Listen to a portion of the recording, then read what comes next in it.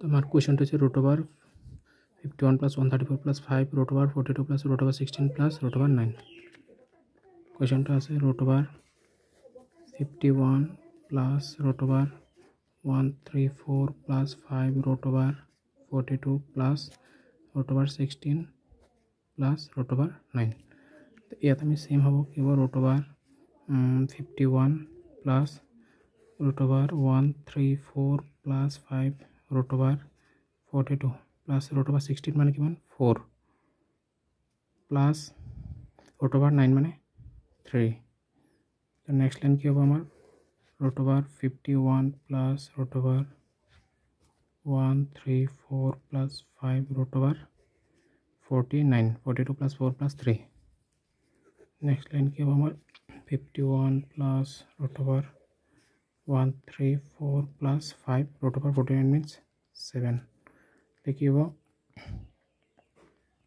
root over 51 plus root over 134 plus 5 7 जो 35 देखिए माना root over 51 plus root over 134 plus 135 की माना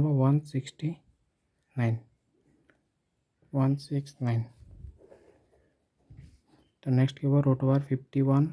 plus root over 169 माने 13 देखिए माना root over 64 तो माने 8 स्क्वायर रूट कैंसल आंसर हम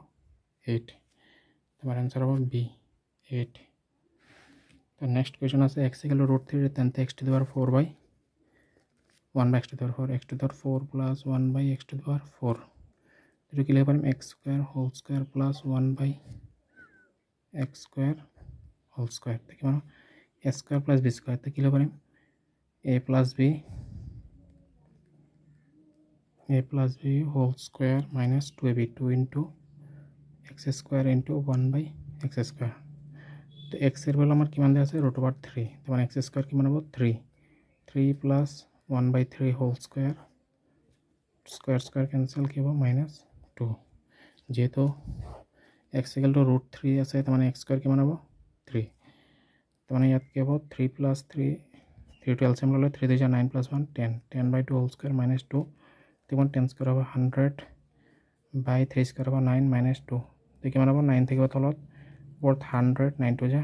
18 তো মানে কি মানব 82 বাই 9 তো মানে কি মানব 9 into 1 by 9 তো মানে কি মানব आंसर ए তো নেক্সট কোশ্চেনটা আছে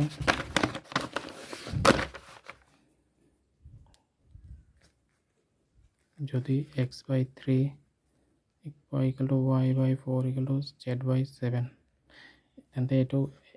x plus y plus z by 2 z মান তে ধরিম equal to k তো মানে কি হ'ব x equal to 3k আৰু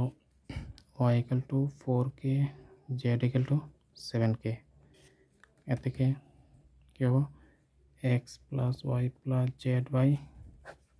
2z তো মানে কি মান হ'ব এটো 3k plus 4k plus 7k whole divided by 2 into 7k तो परत कि मान हो 14k तलत हो 14k k कैंसल 1 आंसर हो 1